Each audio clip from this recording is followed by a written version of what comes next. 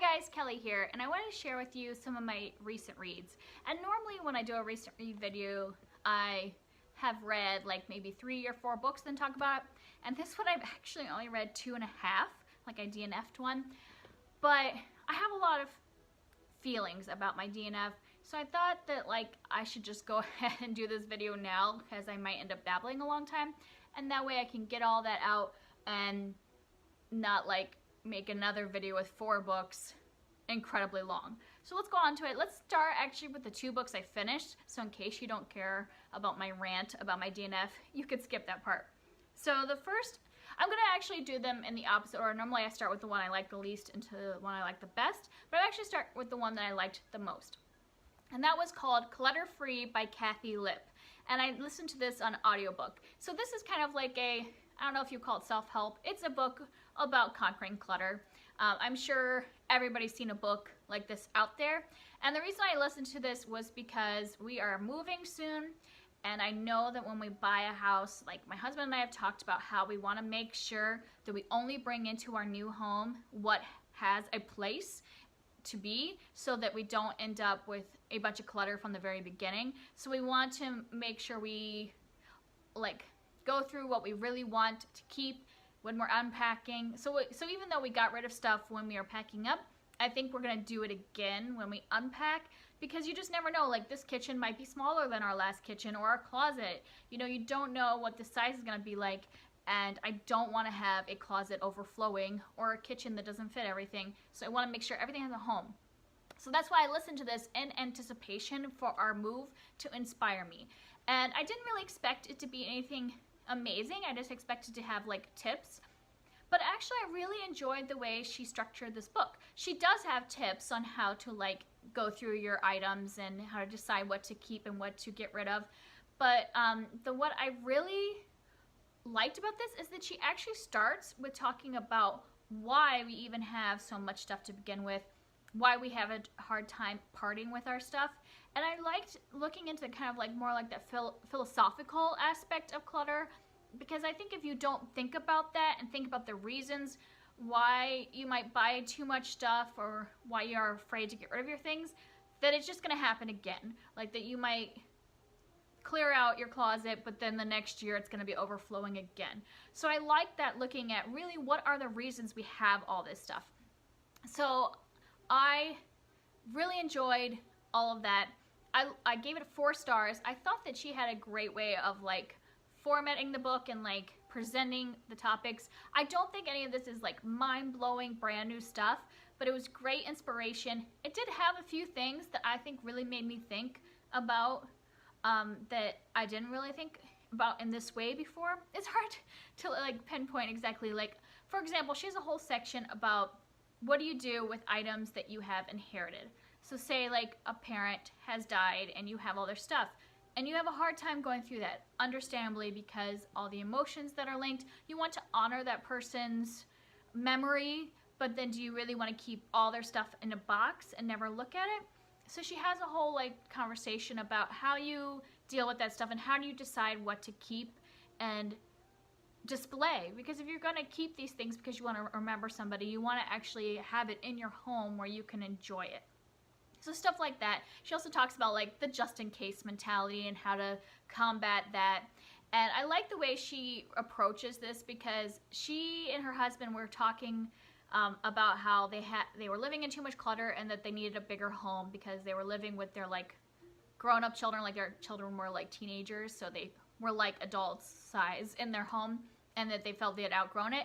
But then they really thought about it, and they're like, they live in an area that has a high price of living, and they're like, do we really want to be buying a house that's bigger and is outside of our actual means and not be able to do like vacations and all the other stuff we want to do because we need to fit a bigger house? Or do we want to just like pare down what we have so we can be happy with the home we already own? And I really like that mentality, because as we're looking for new homes, we sometimes can fall into that, where my husband are like, we need something bigger than we had before. But really we don't need something bigger, we just need an extra bathroom. Because before we only had 1 bathroom, and with 2 girls that will eventually become teenage girls, we do need 2 bathrooms. But do we need 5 bedrooms? No. Do we need like 3 living rooms. No, like we don't need a huge home. We just need an extra bathroom. That was it. So like it's good for us to be remembering that we don't need to go for this American dream of like more. We just need to like have a home that fits our lifestyle and that still allows us to be able to do things which we like to do outside of the home. So I would recommend this. The one thing I will tell you, because some people like to be warned of this, she does put in like Bible verses and kind of Christian spiritual things when she's talking. So if you are someone that doesn't like that, I don't think it's overpowering. Like, I'm a Christian, so it didn't bother me, but I also think that it wouldn't be overpowering for somebody that didn't like that stuff. You could easily skip over it and it wouldn't like impact your reading. I've also looked at some other reviews and people said just that. They were agnostic and they're like, I just skipped over that part and it was fine. So I don't think it deters, but you know, you might want to know that because you wouldn't necessarily think a Clutter book would involve Bible verses. So just so you know. And the other book that I completed was The Chemist by Stephanie Meyer. And I also listened to this on audio, which is kind of silly because I own the book, but we've been traveling a lot and cleaning a lot and doing like stuff that I haven't been able to read physically. So I got the audiobook from the library and I really enjoyed the audiobook. The narrator did one of those great jobs about like this is the protagonist is a female, but there's 2 main male characters, and I thought that the narrator did a great job of doing male voices without it being weird, you know, because sometimes when you do a voice that's your other gender, it just sounds off. But I really like recognize those voices, like this is this character and this is this character. It didn't sound like just the narrator, so it felt like almost full cast but with one narrator, if you get what I mean. Like sometimes it just sounds like the same voice over and over, but she did very distinct voices, so I liked it. So this book is a spy thriller. It's about a woman, and I've forgotten her name. Oh, because she doesn't really have like, she doesn't go by her original name. She goes by Alex for most of the book. And so Alex originally worked for a part of the government that's kind of like a secret part of the government, and she basically got burned. So now she is like living like, you know, on the run because the government is out to get rid of her because she knows too many secrets, blah, blah, blah. And so this is like kind of one last chance to like try to like get her life back is what this book is. And I enjoy this book. I would say it was about a 3. And I found it entertaining. I think that Stephanie Meyer has a good way of like writing a combination of kind of like some action scenes, but then also like romance put together. Like this definitely has romance in it. So if you're somebody that doesn't want romance in your thriller, I wouldn't go for this. So it had some of the same vibes as like The Host did, where it had some romance in an action story. But I wouldn't say this is as good as The Host. I really enjoyed The Host. I thought it was like a really well done book, where this one, there were some things that really bothered me about it. And so I would not probably read it again or count it as one of my favorites. But it was enjoyable enough for what it was. I really liked the narration, and I did find it like trying to figure out how she's going to get to where she gets her life back is interesting. But I had 2 main things that bothered me, both of which are kind of spoilers.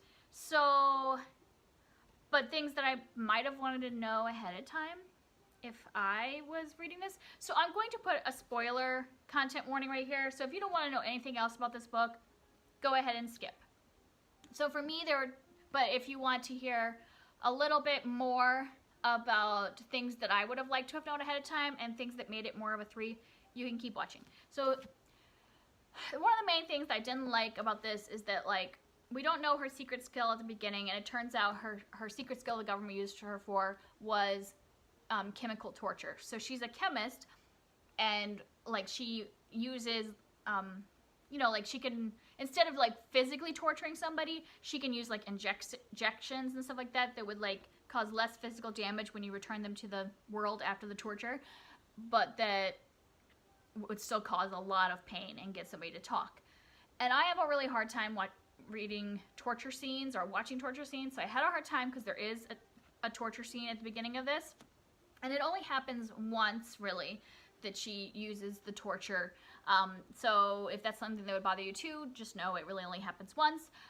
But what I don't like about it is that and this is definitely a spoiler, so if you were just wanting a little spoiler but not a real spoiler, you might want to skip now till the non-spoiler section. I don't love how the person she tortures is the person that she falls in love with, and he falls in love with her too. And that just bothers me because I understand like maybe him forgiving her because it turns out that she had the wrong person, blah, blah, blah, you know, and that she was really sorry for torturing him. But still, that is not the way you start a relationship. I don't know how you ever get past that. Like, the fact that she tortured him. So that bothered me the whole time I was, like, listening to their relationship. Like, they had a cute relationship, but I couldn't get past the fact that she had tortured him. And then the other spoiler is, like, towards the very end of the book, so if you really don't want to be spoiled, skip now. And that is, at the very end, one of the ways they get out of it is that they kidnap a girl, like a young girl, like a 4-year-old, and they threaten the grandparent that they're trying to like use to get their identity back by saying that they're going to do bad things, like torture basically this little girl. And they don't actually torture her, but just the fact that they kidnap her and then they think, oh, it's fine because we didn't actually inject anything into her, we gave her back to her mother. And like it really gets skipped over, but I'm like, you still kidnapped a 4-year-old child and held her against her will. Like, no, I'm sorry, I can't get behind you as a protagonist for doing that. So yeah, the ending disappointed me in that fact because like, that just really bothers me that you would think it's okay to just kidnap a child as long as you don't actually inject her with like a painful substance. And they do inject her with something. They inject her with something to put her to sleep, which they're like, oh, it's fine, we just put her to sleep. But still, what if she had had an allergic reaction to that or something? Like, it is a child. So I just had a hard time with that. Spoiler section done. So anyways, I would give that a 3. Entertaining enough, but won't be keeping the book and wouldn't like necessarily recommend it unless you are somebody that really likes like that spy thriller romance combination. Then you might enjoy it because it is a bit of a forbidden romance. And then my last one is my DNF, and so the one that I will probably rant about for a little bit, and that is 7, An Experimental Mutiny Against Excess by Jen Hatmaker. So this one, in the same vein as me listening to Clutter Free, I was listening to this. I had bought this like used because some friends of mine had recommended it, and we've been traveling a lot, so I wanted to listen to something in the car that was kid appropriate, so that's why I listened to the Clutter Free book. And then this one also I knew wouldn't have anything that was kid inappropriate, so I thought I would just listen to it instead of reading the physical book because I had a lot of time in the car. And I just had to stop. I made it 30, this is my bookmark right here, I made it 33% of the way through the book. I think it was like 80 pages. And I just couldn't take it anymore. So what this book is, this is a Christian nonfiction book. I would find it, if you want to categorize it in the Christian nonfiction section, it would be like a inspirational book, I guess. So it is about Jen's experiment with kind of reducing the things in her life. So she has 7 months where each month she picks one item or one category and reduces in that. So the first one is food, and she only eats 7 food items for the whole month. And then like the next month is clothes. She picks 7 items from her wardrobe and she only wears those 7 items the whole month, and so on and so on. So she does spending and possessions and media, stress, whatever. I made it through food, clothes, and halfway through possessions before I gave up. And okay, so I read this because people had recommended it to me, and I was like, oh, I think this is a good book that might glean some information about, you know, combating consumerism, seeing what kind of her experiences of living with less and how that changed her life. Well, I didn't feel like that was what I was really getting. I felt like, let me first just preference by saying that even though I am Christian, I am a very socially liberal Christian. So like politically and all that, I'm very liberal. And I know when I go into Christian nonfiction that often the authors are conservative, and that doesn't bother me. I usually take what I can from the book and glean information I can, the spiritual insights and stuff like that. And then I kind of ignore things that we might not agree on politically or even theologically. Like, I'm able to separate that. But this one, I just couldn't take it. And I'll explain. And that is that, like, I thought there would be a little more, like, insight into how, you know, like basically she's treating this like fasts. you know, and a lot of religions use fasting as a way of like pushing aside your physical needs to kind of get your spiritual needs taken care of. And so I kind of expected that. But I would say about 40% of this book, and like I said, I'm only going at the 80 page point, that 40% of what I read was her complaining about what she couldn't have. So especially in the food section, it was like constantly like, oh, like talking all about shallots and how they're just amazing and how she misses the flavor of them, and about tomatoes, like when I just love tomatoes on this sandwich and how amazing they would be. And it was just like on and on. And I expected there would be some of that, like, I'm missing this item, like totally expected, but it was so much of it. Like I said, 40% of what I was reading was her like missing or complaining about the things she couldn't have, which seems a little defeating the purpose of like using that time to like be prayerful and like really think about others that don't have all those things. And then I would say about 20% of what I read was her quoting other books or even other books she has written. And so I'm like, that stuff you could have just taken out and this book could have been a lot smaller. Like there's actually a time when she spends a huge section quoting In Defense of Food by Michael Pollan, and all that did for me was make me want to read that book instead of this book, which I probably will read that book now and not finish your book, Jen. And sorry if I feel like I'm attacking the author, but she really made me mad. And then about 10% of what I read was actually insightful, like little tidbits of things that she has learned from her experience. So 10%. And so what does that leave? That leaves 30%. 30% of stuff that she says that just frankly pissed me off and made me like really upset. And so that's why I gave it up, because I can like distance myself from like a lot of things, but the things she said were just like making me, I had to keep pausing it, and like my husband and I are both like, is that really where she's going with this? And we were like both kind of upset, and he didn't care because he was not really paying attention fully, but I was like, I cannot continue this book. So there was, let me just tell you 2 instances so you would know that like if you're going into this, whether you are conservative or liberal or however you feel, maybe these 2 things will like just, I'll give you examples of like things that made me upset, and that would help you know, because if you do want to read this, you know, every book has an audience, and there's a lot of people that love this book, so don't want to discourage you if you do, but I want to give these instances because if I had heard these things ahead of time, I probably wouldn't have picked this book up, and then I wouldn't have to like be feeling judgmental of her, you know. But first one was that she talks a lot about adoption because her and her husband, at the time she was writing this book, are trying to adopt 2 children from Ethiopia. I thought this would be a great like part of the book. When I heard this, I was like, okay, finally, something that she and I can like connect on, because I obviously am an advocate of adoption. And like she was talking about like the rigmarole you have to go through, all the like paperwork, the fingerprinting, the medical examinations, the pet vaccinations, all that. Like I totally know where she's coming from because I've been there, and so I was like, yes, okay, I can like relate to you on some level. But then she started talking about what she calls her Ethiopian children, because she's adopting from Ethiopia. And this is a sentence she says. She said, I prayed for my African children and worried they were hungry and wished desperately that they knew I was coming. And okay, that seems like on the surface, that's a nice thing. She's thinking about her future children and wanting to be with them. But really, when you break it down, in that sentence, she is insulting their birth families, because you don't know. I mean, she doesn't know what her birth families are going through. She doesn't know if they are hungry or impoverished.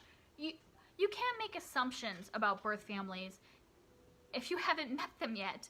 And I know that Ethiopia is a poor country, like it is one of the top 10 poorer countries, but you just can't like disrespect a whole country and birth family like that. Like, I don't know, as a adoptive parent, like a person that is adopted, I would never like say things like that about my kid's birth family, even if I knew their situations. You just don't say that to other people about their situations, because that's where they come from. Someday these kids are going to go back and they're going to like be like, oh, that's how you feel about where I came from. So that part, And then the other part is the, like, you know, of them wishing them to know that I'm coming for them. So basically, it's like a savior complex of the, like, I'm adopting to save these children from whatever they're going through. Sorry, my daughter's here and she's playing with this book that has animal sounds, so you might hear mooing. So I have a hard time when people, like, think of adoption as, like, the savior thing. Adoption is not selfless. We don't adopt children just to save them, because if that was the case, if you really were being selfless, you would, instead of adopting the children, you would just support their birth family and let them keep, like, if so a lot of these birth families might actually want to keep their children, but they can't. And so if you were really selfless, you would just support a family in Ethiopia and make it so that they could keep their children. But no, adoption is in some ways a selfish thing. You want a family, which is fine. My husband and I wanted a family, so we adopted. We did not save these children from whatever impoverished situation they were in. That is not how you should view your adoption. So that part really bothered me, and she kept talking about her Ethiopian children and the things they were going through, and I'm like, your kids someday are gonna read this and think that they're gonna have some complex about, like, having to feel grateful that you saved them. Like, that would be like birth parents being, say, you know, that phrase that people used to say, maybe like, that, like, I gave you life, I brought you into this world, I could take you away from it, like that threat that you've heard before. That's the same kind of thing. That, like, if a birth parent were to say that, you're basically telling your children they should be grateful that you even, like, deemed to bring them into this world. Just like, if you were, that's the equivalent of adoptive parents saying, I have saved you from that situation you were in. I don't know. So that part really bothered me. And I was like, okay, we are not eye to eye on the adoption issue. But that I still able to move on, because a lot of people have that view of adoption. I don't agree with it, but I was moving on. But the thing that made me stop reading this book was when she was in the possessions part. So I'm like halfway through possessions, and she goes to this service, like, so she's just gotten rid of a bunch of stuff because she's getting rid of 7 items every day for that month. She's gotten rid of a bunch of things. She's feeling really convicted to, like, you know, pare down her stuff, which totally support. But then, like, she's attending this service, and the pastor is having a sermon and talking about helping the homeless, and he's saying that one of the things the homeless really need is good shoes, because they walk a lot, they spend a lot of time on their feet, which totally makes sense, and that the shoes that they often get from, like, homeless shelters and things like that are cast off. So they're shoes that are bad to begin with, and then they have to be on their feet all the time, and so homeless people often have, you know, leg problems, back problems from having to walk and stand in bad shoes. And so the pastor was imploring the congregation and asking them that if they wanted to leave their shoes at the altar at the end of the service, he would take them to the homeless shelter.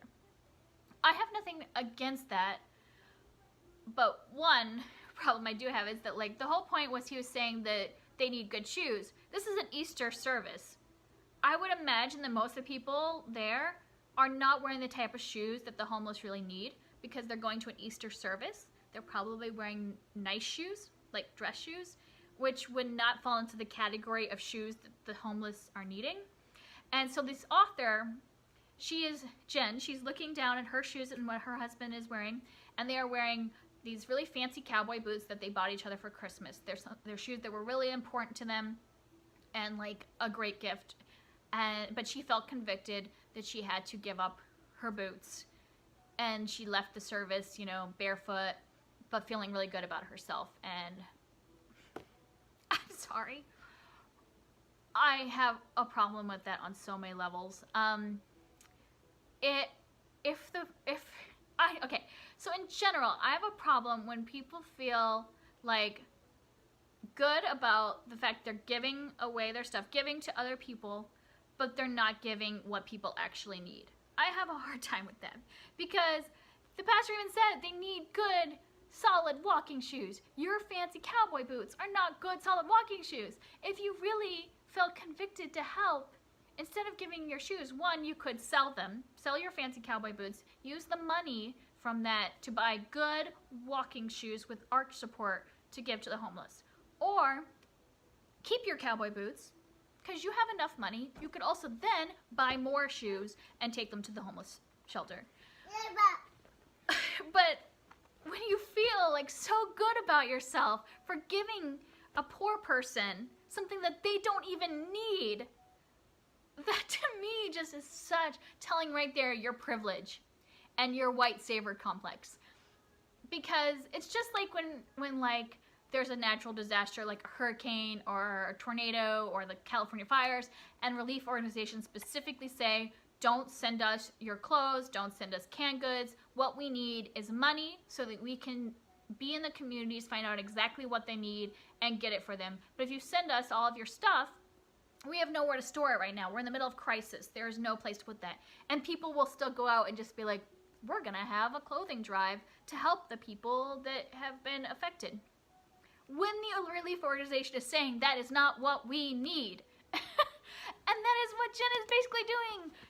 They said, that's why I stopped reading it, because I can't handle that. That is like this whole, because if she's going to do that and feel good about herself and that she has like conquered the like need for possessions, because she got rid of her fancy cowboy boots that were a gift from her husband to give to the homeless who don't need fancy cowboy boots.